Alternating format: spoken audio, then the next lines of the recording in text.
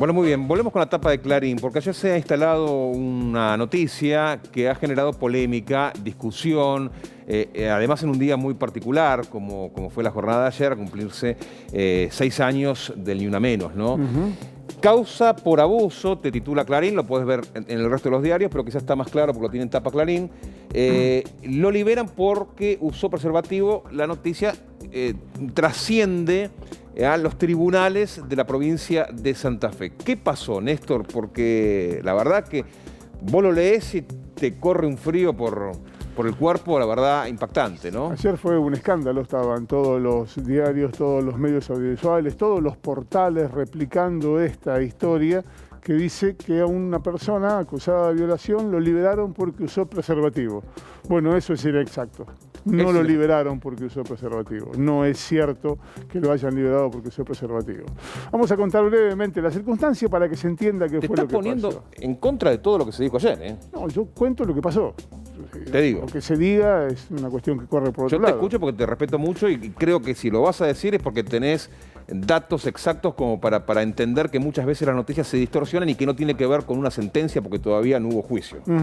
Lo que ocurrió, ese es un dato muy importante, lo que ocurrió es que en el norte de Santa Fe una mujer denunció, no están los datos ni del lugar ni de las personas para preservar la intimidad, denunció que había sido abusada sexualmente por un albañil de 28 años de edad.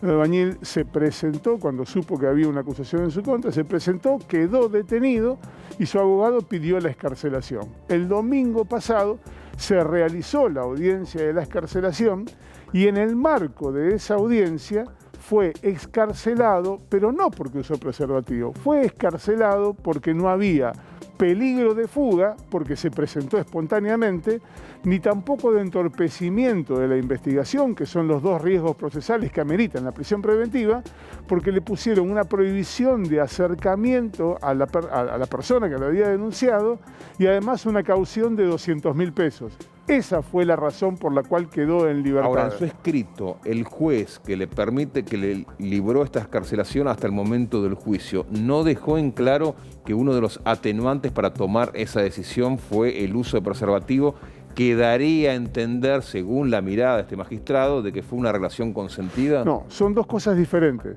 La excarcelación se concedió por esto que te acabo de contar. Dale. En el marco de esa audiencia, el juez efectuó consideraciones respecto de lo que había pasado y dijo que no le cerraba la historia de que en medio de una agresión sexual, que se supone con violencia, hubiera tenido el agresor tiempo para colocarse un preservativo. Es subjetivo esa mirada del juez, ¿no? Absolutamente, pero lo hizo en el marco de una audiencia que no tenía nada que ver con el juicio.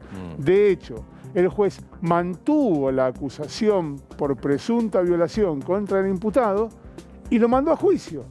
Es decir, el imputado no está libre porque es inocente.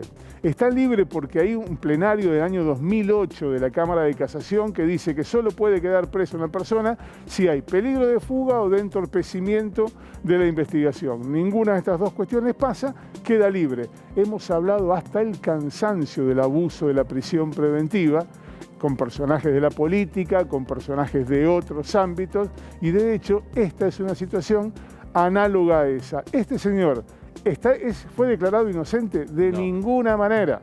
Va a haber juicio y va a llegar a juicio acusado de abuso sexual agravado por acceso carnal. El juicio se va a hacer y será entonces. Lo que pasa, Néstor, que en una sociedad tan sensible como la nuestra, con el tema de la violencia de género, de los abusos sexuales, los femicidios y demás, daría la sensación, así como es subjetiva la mirada del juez, es subjetiva mi mirada, de que el juez, al tener una mirada de inocencia o presunta inocencia hasta ese hombre, porque él cree que si se puso un preservativo no hubo violación, esa presunta inocencia que el juez está observando en él también lo lleva a tomar medidas más proclives, como entender de que no se va a fugar, entender de que puede permanecer en libertad hasta el juicio, ¿no? Dos observaciones muy breves. La presunción de inocencia le cabe a todo el mundo, es verdad, y solo se termina cuando hay un fallo condenatorio. Hasta tanto no hay un fallo firme que diga una persona es culpable, esa persona es inocente. Cualquiera que hoy incluso esté preso, pero que no tenga una condena confirmada, para la ley argentina es inocente, primera cuestión. Y además, la segunda es que no hay una mirada subjetiva en torno a la culpabilidad o a la inocencia, porque acá no hay un juicio sobre si es culpable o inocencia. Acá se discutía si tenía o no que quedar en libertad. Gracias, Néstor. De nada. Hacemos una pausa breve, ya volvemos.